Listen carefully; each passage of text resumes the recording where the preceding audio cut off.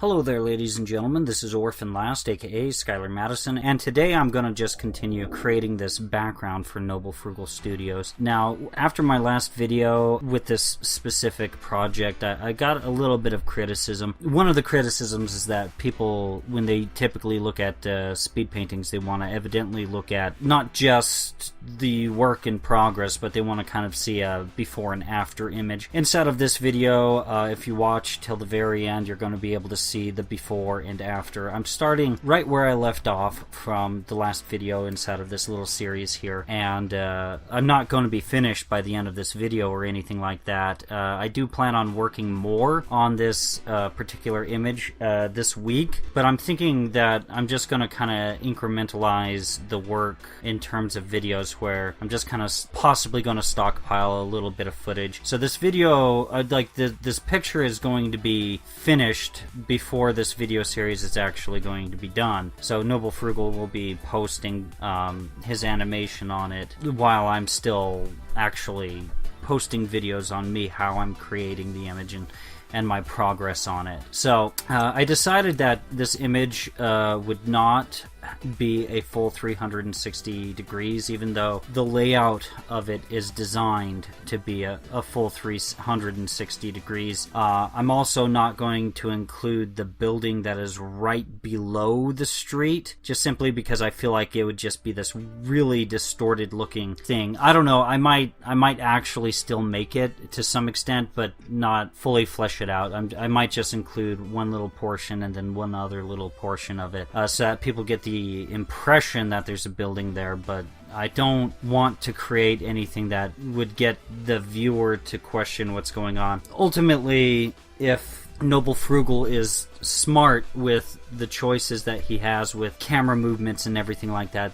everything inside of this scene will make sense. Ultimately, what he mainly wanted was a 180 degrees, but I've included more than that. I might actually crop out a little bit of the image just simply because I don't want to necessarily focus on the 360 concept. If I have an object on one side of the screen, if it's a 360 degree image, I have to have the other half of that object on the other portion of the canvas, and I don't want to focus on that too much with this particular background. There's really no need for it, because all he really wants to do is just pan the camera from one vanishing point to the next, and that's like, there's no need to be showing off more than that. So whatever is outside of the camera's view, it's just extra credit work for the sake of doing extra credit work. It's not actually going to appear on the screen, so there's no reason to do it. But yeah, I am a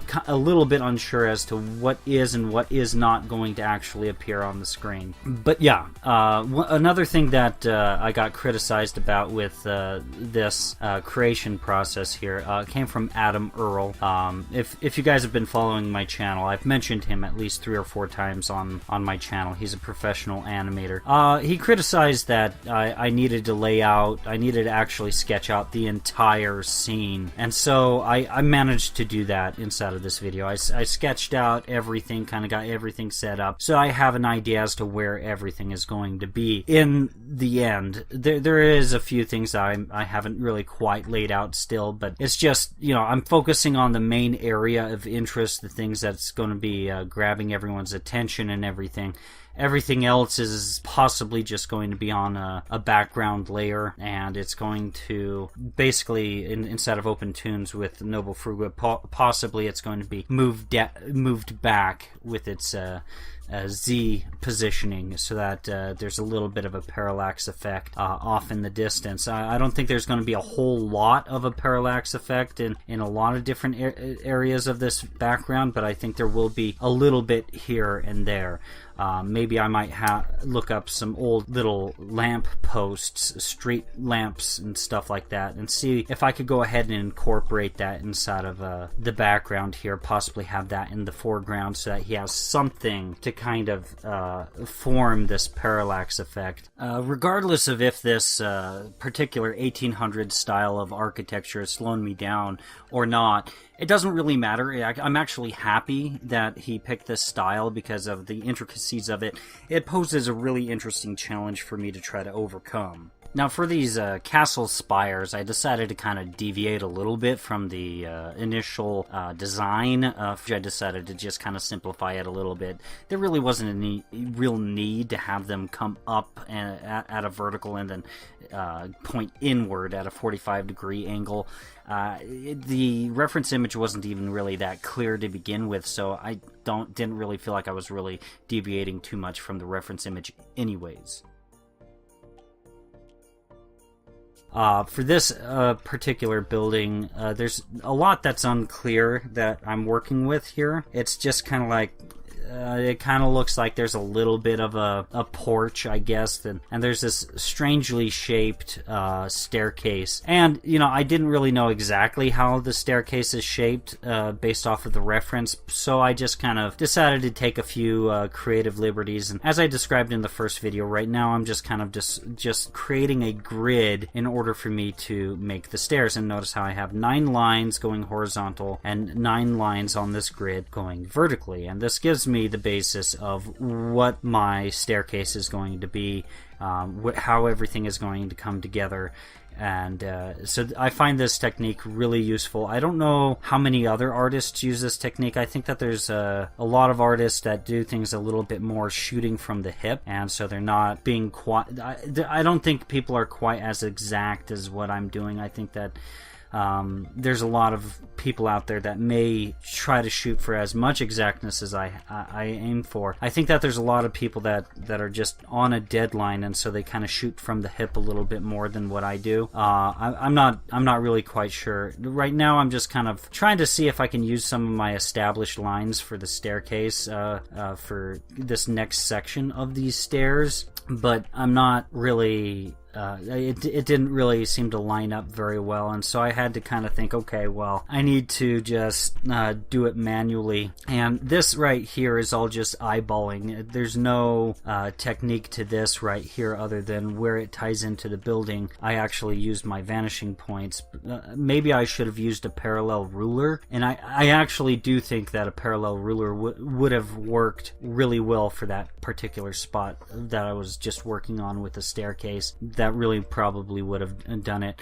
And, you know, there's parts on this reference image that looks like, hey, there might be a balcony here. I'm not really quite sure about that, but there might be. So I should probably try to make one. I don't really know the actual shape of this building, and so it's just me kind of creating a little bit of guesswork in order to try to figure it out. And so, you know, once you establish the shape of your, the box of your building where the outer areas of it should be, you can kind of like decide to have an inner portion of the building as well, and that's kind of what I did. As you can see, there's another entryway into the building. I decided to kind of copy the reference on 2 different sides of the building, which also means that I have to create another staircase, and it is a lot of work to create a staircase, especially if it's any larger than 1 or 2 steps. And so by the time that it came to me needing to actually lay out the